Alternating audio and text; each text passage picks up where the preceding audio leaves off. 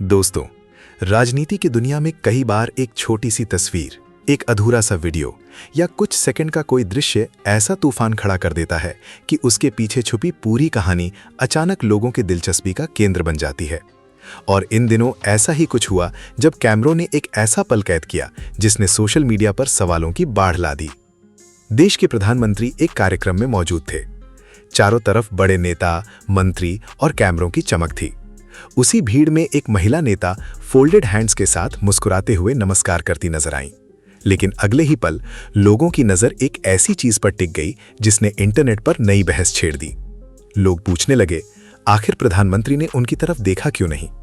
क्या यह सिर्फ भीड़ में हुआ एक सामान्य पल था, या फिर इसके पीछे कोई ऐसी दूरी, कोई ऐसा अनकहा संदेश छुपा है जिसे आम लोग समझ नहीं पा रहे? सोशल मीडिया पर देखते ही देखते वीडियो वायरल हो गया, कमेंट्स की बाढ़ आ गई। किसी ने इसे राजनीति इशारा बताया तो किसी ने कहा कि कभी पार्टी की सबसे मजबूत महिला चेहरा मानी जाने वाली ये नेता अब पहले जैसी अहमियत नहीं रखती। लेकिन दोस्तों, ये कहानी सिर्फ उस एक वायरल पल की नहीं है। ये कहानी है उस महिला की जिसने कभी टीवी की दुनिया में एक संस्कारी बहू बनकर करोड़ों लोगों के दिलों पर राज किया, जिसकी एक झलक देखने के लिए लोग अपने सारे काम छोड़कर टीवी के सामने बैठ जाया करते थे, जिसे लोग अभिनेत्री नहीं बल्कि अपने घर की बहू मानने लगे थे। लेकिन पर्दे पर आदर्श बहू बनने वाली ये महिला असल जिंदगी में लगातार संघर्षों, विवादों और राजनीति तूफानों से लड़ती रही। एक समय ऐसा भी आया जब उन पर आरोप लगे कि उन्होंने अपनी ही दोस्त का घर उजाड़ दिया। लोगों ने कहा कि उन्होंने अपने दोस्त के पति से शादी की। मीडिया में कहानियां चलीं, गॉसिप मैगजीन्स में खबरें छपी और देखते ही देखते उनकी निजी जिंदगी लोगों की अदालत में खड़ी कर दी गई। लेकिन क्या सच में कहानी उतनी ही सीधी थी जितनी लोगों को दिखाई गई? क्या वो सचमुच किसी का रिश्ता तोड़कर अपनी दुनिया बसाने वाली महिला थी, या फिर ये आधी अधूरी जानकारी से पैदा हुई वो कहानी थी जिसने उनकी छवि को हमेशा के लिए विवादों में घेर दिया? दोस्तों, टीवी की दुनिया में क्योंकि सास भी कभी बहू थी कि तुलसी बनकर करोड़ों दिलों पर राज करने वाली स्मृति ईरानी को भला कौन नहीं जानता। पर्दे पर एक आदर्श, संस्कारी और मजबूत बहू का किरदार निभाने वाली ये अभिनेत्री असल जिंदगी में भी किसी फिल्मी कहानी से कम नहीं रही। लेकिन जितनी चमक उनकी सफलता की कहानी में है, उतने ही सवाल भी उनकी निजी जिंदगी को लेकर उठते रहे हैं। एक वक्त ऐसा भी आया जब लोगों ने उनसे ये सवाल पूछा कि आखिर उन्होंने अपने ही दोस्त के पति से शादी क्यों की? क्या ये सिर्फ एक अफवाह थी या इसके पीछे कोई ऐसी सच्चाई छुपी है जिसे बहुत कम लोग जानते हैं? संघर्ष, सफलता, प्यार और विवादों से भरी स्मृति ईरानी की जिंदगी की ये कहानी सचमुच किसी ब्लॉकबस्टर फिल्म की तरह है। आज के इस वीडियो में हम आपको बताएंगे उनकी जिंदगी का वो सच जिसे जानकर शायद आपकी सोच भी बदल जाए। आज हम सिर्फ इस एक सवाल का जवाब ही नहीं ढूंढेंगे, बल्कि स्मृति ईरानी की पूरी जिंदगी के उस अनदेखे सफर पर चलेंगे जिसके बारे में बहुत कम लोग जानते हैं। तो इस पूरी सच्चाई और प्रेरणा से भरी कहानी को करीब से जानने के लिए बिना स्किप किए हमारे साथ इस वीडियो के अंत तक जरूर बने रहें। स्मृति ईरानी की कहानी की शुरुआत होती है देश की राजधानी नई दिल्ली से। 23 मार्च 1976 को दिल्ली में उनका जन्म हुआ। जन्म के समय उनका नाम स्मृति मल्होत्रा था। उनके परिवार की सांस्कृतिक पृष्ठभूमि बहुत ही अनूठी और विविधता से भरी हुई थी, जिसका उनके व्यक्तित्व पर गहरा और सकारात्मक प्रभाव पड़ा। उनके पिता अजय कुमार मल्होत्रा एक पंजाबी परिवार से आते थे, जो अपने जोशीले और स्पष्टवादी स्वभाव के लिए जाने जाते थे। वहीं उनकी माता शिवानी बागची एक बंगाली महिला थी, जो कला, साहित्य और सौम्यता की प्रतिमूर्ति थी। इन दो अलग लेकिन समृद्ध संस्कृतियों के मिलन ने स्मृति के भीतर ऐसा व्यक्तित्व गढ़ा जिसमें पंजाबी दृढ़ता और बंगाली बौद्धिकता का अद्भुत संतुलन दिखाई देता है। स्मृति अपने माता पिता की 3 बेटियों में सबसे बड़ी हैं। बड़े बच्चे के रूप में परिवार की उम्मीदों और जिम्मेदारियों का एहसास उन्हें बहुत कम उम्र में ही हो गया था। उनका परिवार एक साधारण मध्यम वर्गीय जीवन जी रहा था। घर में बहुत ज्यादा सुख सुविधाएं नहीं थी, लेकिन अनुशासन और संस्कारों की कोई कमी भी नहीं थी। स्मृति के जीवन पर उनके दादाजी का बहुत गहरा प्रभाव पड़ा। उनके दादाजी राष्ट्रीय स्वयंसेवक संघ से जुड़े हुए थे। घर के माहौल में राष्ट्रवाद, देशभक्ति, समाज सेवा और राजनीति पर चर्चाएं आम बात थी। बचपन से ही स्मृति इन चर्चाओं को ध्यान से सुनती थी, और शायद यही वो समय था जब उनके मन में देश और समाज के लिए कुछ बड़ा करने के बीज पड़ने लगे थे। उन्होंने अपनी स्कूली शिक्षा नई दिल्ली के होली चाइल्ड ओलियम स्कूल से प्राप्त की। स्कूल के दिनों में स्मृति एक मेधावी, शांत लेकिन आत्मविश्वासी छात्रा थी। उनकी सबसे बड़ी खूबी उनकी वाक्पटुता यानी बोलने की कला थी। वे स्कूल के नाटकों में बढ़ चढ़कर हिस्सा लेती थीं और वाद विवाद प्रतियोगिताओं में अपने स्कूल का प्रतिनिधित्व करती थी। मंच पर खड़े होकर अपनी बात रखने में उन्हें कभी झिझक नहीं होती थी। उनके शिक्षकों ने बहुत पहले ही पहचान लिया था कि इस लड़की के अंदर जबरदस्त नेतृत्व क्षमता है। पढ़ाई के साथ साथ उनके मन में हमेशा ये विचार रहता था कि वे जल्द से जल्द अपने पैरों पर खड़ी हों ताकि अपने माता पिता का सहारा बन सकें। आत्मनिर्भर बनने की यही इच्छा आगे चलकर उनके जीवन की सबसे बड़ी प्रेरणा बन गई। जैसे जैसे स्मृति अपनी किशोरावस्था से निकलकर युवावस्था की ओर बढ़ रही थी, उनके सपनों का आकार भी बड़ा होता जा रहा था। स्कूली शिक्षा पूरी करने के बाद उन्होंने दिल्ली विश्वविद्यालय के स्कूल ऑफ ओपन लर्निंग में दाखिला लिया, लेकिन उनके भीतर की कलाकार और एक बड़ी पहचान बनाने की चाहत उन्हें किसी और ही दिशा में ले जा रही थी। उन्हें महसूस हुआ कि अगर उन्हें अपनी प्रतिभा के साथ न्याय करना है और जीवन में कुछ असाधारण हासिल करना है, तो उन्हें दिल्ली की अपनी सुरक्षित दुनिया से बाहर निकलना होगा। यही वो महत्वपूर्ण मोड़ था जब उन्होंने माया नगरी मुंबई जाने और अभिनय की दुनिया में अपना भाग्य आजमाने का साहसिक निर्णय लिया। जब स्मृति ने अपने माता पिता के सामने अपना ये फैसला रखा तो घर में चिंता का माहौल बन गया। 90 के दशक में किसी साधारण मध्यम वर्गीय परिवार की लड़की का अकेले मुंबई जाकर फिल्मों या टीवी में करियर बनाने का सपना देखना आसान बात नहीं थी। उनके पास ना तो कोई बड़ा आर्थिक सहारा था और ना ही फिल्म इंडस्ट्री में कोई जान पहचान या गॉडफादर। लेकिन स्मृति की जिद और आत्मविश्वास को देखकर उनके पिता ने आखिरकार उन्हें मुंबई जाने की अनुमति दे दी। हालांकि उन्होंने एक कड़ी शर्त रखी, स्मृति को अपनी सभी आर्थिक जरूरतें खुद पूरी करनी होंगी और परिवार से किसी भी तरह की आर्थिक सहायता की उम्मीद नहीं रखनी होगी। स्मृति ने इस चुनौती को बिना किसी झिझक के स्वीकार कर लिया। आंखों में ढेरों सपने और मन में मजबूत इरादा लिए उन्होंने मुंबई की ट्रेन पकड़ी। लेकिन मुंबई किसी का स्वागत आसान रास्तों से नहीं करती। ये शहर जितना खूबसूरत है, उतनी ही कठिन परीक्षा भी लेता है। मुंबई पहुंचने के बाद स्मृति का असली संघर्ष शुरू हुआ। उनके पास रहने के लिए कोई बहुत अच्छी जगह नहीं थी। रोज सुबह उठकर ऑडिशन के लिए जाना, मुंबई की तेज रफ्तार लोकल ट्रेनों में सफर करना, अलग अलग स्टूडियो के चक्कर लगाना और फिर शाम को रिजेक्शन के साथ अपने कमरे पर लौट आना, ये उनकी रोजमर्रा की जिंदगी बन गई थी। अपने रोज के खर्च पूरे करने, लोकल ट्रेन का पास बनवाने और मुंबई जैसे महंगे शहर में खुद को संभालने के लिए स्मृति ने एक व्यावहारिक फैसला लिया। उन्होंने बांद्रा के एक मैकडॉनल्ड्स आउटलेट में नौकरी करना शुरू कर दिया। आज जो स्मृति ईरानी देश के बड़े पदों पर नजर आती हैं, उस समय उन्होंने मैकडॉनल्ड्स में फर्श साफ करने से लेकर टेबल साफ करने, ग्राहकों का स्वागत करने और उन्हें बर्गर सर्व करने तक हर काम पूरी मेहनत से किया। ये उनके जीवन का वो दौर था जिसने उन्हें जमीन से जोड़े रखा। इस संघर्ष और मेहनत ने उनके भीतर की आग को बुझने नहीं दिया, बल्कि उसे और भी मजबूत बना दिया। मैकडॉनल्ड्स में काम करते हुए और अपनी बुनियादी जरूरतें पूरी करते हुए भी स्मृति का ध्यान अपने असली लक्ष्य से कभी नहीं भटका। साल 1998 में स्मृति ने अपने करियर को नई दिशा देने के लिए Femina miss India beauty pageant में हिस्सा लेने का बड़ा फैसला किया। राष्ट्रीय स्तर के इस सौंदर्य प्रतियोगिता में भाग लेना आसान नहीं था। इसके लिए एक अच्छा पोर्टफोलियो, महंगे कपड़े, मेकअप और ग्रूमिंग के लिए काफी पैसों की जरूरत होती है, जो उस समय स्मृति के पास नहीं थे। लेकिन उन्होंने हार नहीं मानी। उन्होंने अपने पिता से संपर्क किया और उनसे कुछ पैसे उधार मांगे।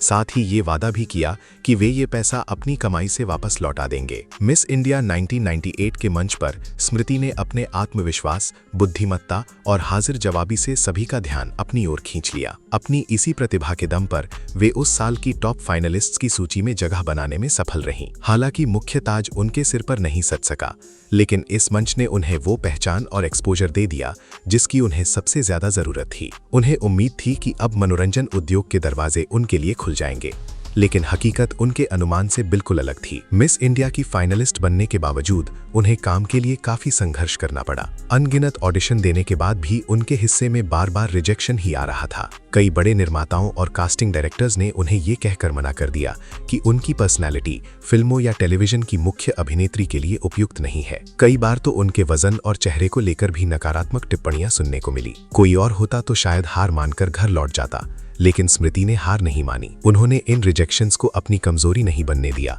बल्कि इन्हीं को अपनी ताकत बना लिया। इसी संघर्ष के बीच उनके जीवन में एक छोटा सा अवसर आया जब उन्हें मशहूर गायक मीका सिंह के एक लोकप्रिय म्यूजिक वीडियो बोलिया में काम करने का मौका मिला। ये गाना मीका के हिट एल्बम सावन में लग गई आग का हिस्सा था। इस वीडियो में स्मृति एक बैकग्राउंड मॉडल के रूप में नजर आई।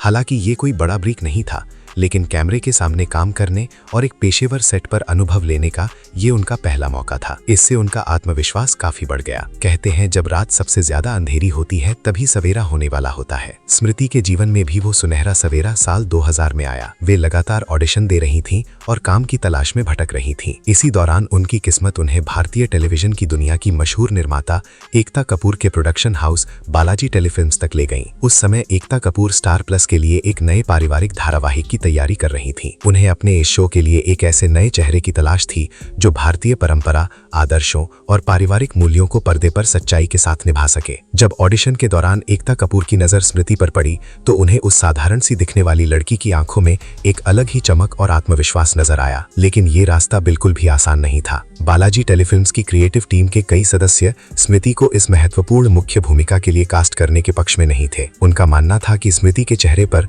वो पारंपरिक ग्लैमर या स्टार अपील नहीं है जो दर्शकों को तुरंत आकर्षित कर सके और शो को बड़ी सफलता दिला सके। इसलिए टीम किसी और अभिनेत्री को इस किरदार के लिए लेना चाहती थी। लेकिन एकता कपूर को अपनी पारखी नजर पर पूरा भरोसा था। उन्होंने अपनी टीम के कड़े विरोध के बावजूद अपने फैसले पर डटे रहने का निर्णय लिया।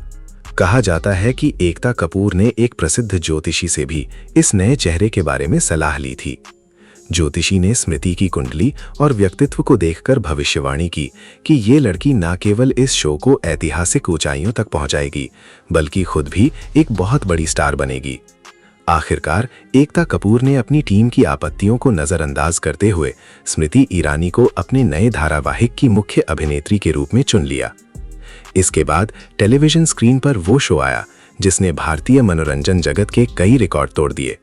उस शो का नाम था क्योंकि सास भी कभी बहू थी। इस धारावाहिक में स्मृति ईरानी ने तुलसी वीरानी का किरदार निभाया। जैसे ही शो का प्रसारण शुरू हुआ, ये सिर्फ एक टीवी सीरियल बनकर नहीं रहा बल्कि पूरे देश में एक सांस्कृतिक घटना बन गया। स्मृति द्वारा निभाया गया तुलसी वीरानी का किरदार भारतीय दर्शकों के दिलों में गहराई से बस गया। वो सिर्फ एक पात्र नहीं रही बल्कि हर घर की आदर्श बेटी, समझदार बहन, संस्कारी पत्नी और जिम्मेदार बहू का प्रतीक बन गई। साल 2000 से लेकर 2008 तक पूरे 8 वर्षों तक इस शो ने भारतीय टेलीविजन की दुनिया पर लगभग एक चित्र राज किया। इसकी लोकप्रियता इतनी अधिक थी कि लोग अपने रोजमर्रा के काम इस शो के समय के अनुसार तय करने लगे थे। तुलसी के किरदार ने स्मृति ईरानी को रातों रात घर घर में पहचान दिला दी और वे भारतीय टेलीविजन की सबसे लोकप्रिय और प्रभावशाली अभिनेत्रियों में से एक बन गईं। स्मृति की लोकप्रियता का आलम यह था कि उस दौर में रात 10:30 बजते ही देश के ज्यादातर घरों के टीवी सेट एक ही चैनल पर आ जाते थे। जैसे ही क्योंकि सास भी कभी बहुत ही शुरू होता, लोग अपने सारे काम छोड़कर टीवी के सामने बैठ जाते थे। जब पर्दे पर तुलसी के जीवन में कोई दुखद घटना होती तो दर्शक सचमुच भावुक हो जाते थे। कई लोग तो अपने घरों में रो भी पड़ते थे। दर्शक इस किरदार से इस कदर जुड़ गए थे कि असल जिंदगी में भी वे स्मृति ईरानी को तुलसी के रूप में ही देखने लगे थे। सार्वजनिक जगहों पर लोग उन्हें एक अभिनेत्री की तरह नहीं बल्कि अपने परिवार के एक सम्मानित सदस्य की तरह सम्मान देते थे। अपने काम के प्रति स्मृति का समर्पण और उनकी लगन इतनी मजबूत थी कि आज भी उसकी मिसाल दी जाती है। अपने पहले बच्चे की गर्भावस्था के दौरान भी उन्होंने बिना लंबा ब्रेक लिए लगातार शूटिंग की ताकि उनके दर्शकों को उनके पसंदीदा किरदार से दूर न रहना पड़े। उनके शानदार अभिनय के लिए उन्हें लगातार 5 बार इंडियन टेलीविजन अकेडमी अवार्ड्स में सर्वश्रेष्ठ अभिनेत्री के प्रतिष्ठित पुरस्कार से सम्मानित किया गया। क्योंकि सास भी कभी बहू थी की अपार सफलता के अलावा स्मृति ने बी.आर. चोपड़ा के भव्य पौराणिक धारावाहिक रामायण में माता सीता का पवित्र और प्रतिष्ठित किरदार भी बेहद गरिमा और शालीनता के साथ निभाया। अभिनय के साथ साथ उन्होंने व्यवसाय की दुनिया में भी कदम रखा और अपना खुद का प्रोडक्शन हाउस उग्राया एंटरटेनमेंट स्थापित किया। टेलीविजन जगत में उन्होंने जो ऊंचा मुकाम और जो बेतहाशा शोहरत हासिल की, वो आज भी कई नई अभिनेत्रियों के लिए एक सपना जैसा है। लेकिन जब स्मृति ईरानी अपने टेलीविजन करियर के बिल्कुल शिखर पर थी, तभी उनकी निजी जिंदगी को लेकर एक ऐसा विवाद सामने आया जिसने लोगों को चौंका दिया। जब स्मृति ईरानी के पास नाम, अपार धन और बेतहाशा शोहरत थी, जब वे घर घर में पहचानी जाती थीं, तभी उन्होंने अपने जीवन का एक ऐसा बड़ा फैसला लिया जिसने सभी को चौंका दिया। साल 2003 में उन्होंने भारतीय जनता पार्टी की प्राथमिक सदस्यता ग्रहण कर ली। उस समय राजनीतिक गलियारों और मीडिया जगत के कई लोगों ने इसे सिर्फ एक सेलिब्रिटी का शौक या लोकप्रियता भुनाने का तरीका माना। लोगों को लगा कि वे बस चुनाव के समय कुछ रैलियों में भीड़ जुटाने का काम करेंगी और फिर वापस अपनी अभिनय की दुनिया में लौट जाएंगी। लेकिन स्मृति के इरादे पूरी तरह गंभीर थे। उनके दादाजी के राष्ट्रीय स्वयंसेवक संघ से जुड़े होने के कारण राष्ट्रवाद, देशभक्ति और जनसेवा की भावना उनके भीतर बचपन से ही गहराई तक मौजूद थी। पार्टी में शामिल होने के सिर्फ 1 साल बाद ही साल 2004 के लोकसभा चुनाव में पार्टी नेतृत्व ने उन पर भरोसा जताते हुए उन्हें एक बड़ी जिम्मेदारी दी। उन्हें दिल्ली की वीआईपी सीट चांदनी चौक से चुनाव मैदान में उतारा गया। ये चुनाव आसान नहीं था। उनके सामने कांग्रेस के वरिष्ठ और अनुभवी नेता कपिल सिब्बल थे। एक नई राजनेता के लिए ये राजनीति की सबसे कठिन परीक्षा थी। चुनाव का परिणाम वही रहा जिसकी राजनीतिक विश्लेषकों को उम्मीद थी। स्मृति वो चुनाव हार गईं। लेकिन उस चुनाव अभियान के दौरान उन्होंने जिस आत्मविश्वास, ऊर्जा और स्पष्टता के साथ जनता के बीच अपनी बात रखी, उसने पार्टी के शीर्ष नेतृत्व को प्रभावित कर दिया। उन्होंने पहले ही चुनाव में यह साबित कर दिया कि वे राजनीति में सिर्फ एक लोकप्रिय चेहरा नहीं है, बल्कि उनके पास मजबूत विचार, राजनीतिक मुद्दों की समझ और जनता से सीधे जुड़ने की क्षमता है। चांदनी चौक की हार ने उनके मनोबल को गिराने के बजाय उनके संकल्प को और मजबूत कर दिया। उन्होंने इसे हार नहीं बल्कि एक सीख के रूप में लिया। उन्होंने तय किया कि वो राजनीति को सिर्फ चुनाव तक सीमित नहीं रखेंगी, बल्कि संगठन को जमीनी स्तर पर समझेंगी और कार्यकर्ताओं के साथ काम करेंगी। इसके बाद उन्होंने पार्टी के विभिन्न कार्यक्रमों और विस्तार योजनाओं में खुद को पूरी तरह समर्पित कर दिया। उनकी मेहनत और सक्रियता को देखते हुए उन्हें भारतीय जनता पार्टी की राष्ट्रीय कार्यकारिणी का सदस्य बनाया गया। उन्होंने कई राज्यों के विधानसभा चुनावों में स्टार प्रचारक के रूप में लगातार प्रचार किया। उनकी मजबूत संगठनात्मक क्षमता, ओजस्वी भाषण शैली और विशेष रूप से महिलाओं व युवाओं के बीच उनकी लोकप्रियता को देखते हुए साल 2010 में उन्हें भाजपा महिला मोर्चा का राष्ट्रीय अध्यक्ष बना दिया गया। ये उनके राजनीतिक जीवन का एक बड़ा और महत्वपूर्ण पड़ाव था, जिसने राजनीति में उनके कद को और ऊंचा कर दिया। इसके बाद साल 2011 में उनके काम को देखते हुए पार्टी ने उन्हें गुजरात से राज्यसभा के लिए मनोनीत किया। संसद के उच्च सदन राज्यसभा में पहुंचते ही स्मृति ईरानी ने अपनी एक अलग और मजबूत पहचान बना ली। चाहे महिलाओं के अधिकारों का मुद्दा हो, देश की सुरक्षा से जुड़ा कोई गंभीर विषय हो या विपक्ष के तीखे सवालों का जवाब देना हो, उन्होंने हमेशा पूरी तैयारी, सटीक आंकड़ों और मजबूत तर्कों के साथ अपनी बात सदन में रखी। उनकी स्पष्टवादिता और तथ्यों के साथ बहस करने की उनकी बेहतरीन कला ने उन्हें बहुत ही कम समय में संसद के प्रभावी और धारदार वक्ताओं में शामिल कर दिया। स्मृति ईरानी के राजनीतिक जीवन का सबसे चर्चित और चुनौतीपूर्ण अध्याय साल 2014 के आम लोकसभा चुनाव में शुरू हुआ।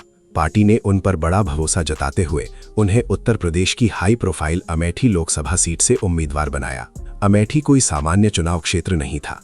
ये दशकों से गांधी परिवार का मजबूत गढ़ माना जाता रहा है। उस समय वहां से कांग्रेस के वरिष्ठ नेता राहुल गांधी चुनाव लड़ रहे थे। 2014 के चुनाव में स्मृति ईरानी ने राहुल गांधी के खिलाफ चुनाव लड़ा। मुकाबला भले ही कठिन था, लेकिन उन्होंने पूरे जोश और मेहनत के साथ चुनाव अभियान चलाया। हालांकि उस चुनाव में उन्हें हार का सामना करना पड़ा, लेकिन उन्होंने अमेठी की जनता के बीच अपनी मजबूत पहचान बना ली। इसके बाद 2014 से 2019 तक वे लगातार अमेठी से जुड़ी रहीं और वहां के लोगों के बीच सक्रिय रूप से काम करती रहीं। उनकी इसी निरंतर मेहनत का परिणाम साल 2019 के लोकसभा चुनाव में देखने को मिला, जब उन्होंने अमेठी से ऐतिहासिक जीत दर्ज की। केंद्रीय मंत्री के रूप में भी उन्होंने कई महत्वपूर्ण मंत्रालयों की जिम्मेदारी संभाली और कई अहम फैसले लिए। जहां तक उनकी निजी जिंदगी और शादी की बात है, जुबिन ईरानी से उनका विवाह आपसी सहमति, समझ और सम्मान पर आधारित एक निजी निर्णय था। इस बारे में कई तरह की बातें और अफवाहें समय समय पर सामने आती रही हैं, लेकिन वास्तविकता ये है कि उनका ये रिश्ता पारस्परिक सम्मान और विश्वास पर टिका हुआ है। दोस्तों, स्मृति ईरानी की कहानी हमें एक बहुत बड़ी सीख देती है कि जिंदगी में सफलता कभी भी आसान रास्तों से नहीं मिलती। दिल्ली की एक साधारण लड़की, मुंबई में संघर्ष करती हुई एक युवती, मैकडॉनल्ड्स में काम करने वाली कर्मचारी, टीवी की सबसे बड़ी बहू और फिर देश की ताकतवर महिला मंत्री बनने तक का ये सफर किसी चमत्कार से कम नहीं है। लेकिन इस सफर में उन्हें सिर्फ तालियां ही नहीं मिली, उन्हें आलोचनाएं मिली, ताने मिले, उनकी निजी जिंदगी पर सवाल उठे, उनके रिश्तों को कटघरे में खड़ा किया गया और राजनीति में तो हर कदम पर उन्हें विरोध का सामना करना पड़ा। फिर भी उन्होंने हार नहीं मानी। शायद यही वजह है कि आज भी लोग उन्हें सिर्फ एक अभिनेत्री या नेता के रूप में नहीं, बल्कि एक ऐसी महिला के रूप में देखते हैं जिसने हर मुश्किल के सामने डटकर लड़ना सीखा। अब सवाल ये है दोस्तों, क्या लोग उन्हें उनके संघर्ष और उपलब्धियों के लिए याद रखेंगे या फिर हमेशा उनकी निजी जिंदगी के विवादों को ही उछालते रहेंगे? कमेंट करके ज़रूर बताइए। आपकी नज़र में स्मृति ईरानी की सबसे बड़ी ताकत क्या है? उनकी राजनीति, उनकी मेहनत, या फिर हर बार गिरकर दोबारा उठ खड़े होने का उनका हौसला? अगर आपको ये कहानी प्रेरणादायक लगी हो तो वीडियो को लाइक ज़रूर करें और ऐसी ही बॉलीवुड, राजनीति और सेलिब्रिटीज़ की अनसुनी और पर्दे के पीछे छुपी कहानियों के लिए चैनल को सब्सक्राइब करना बिल्कुल मत भूलिए, क्योंकि यहाँ हम सिर्फ खबरें नहीं बताते, हम उन चेहरों के पीछे छुपी पूरी कहानी आपके सामने लाते हैं जिनके बारे में दुनिया सिर्फ आधा सच जानती है।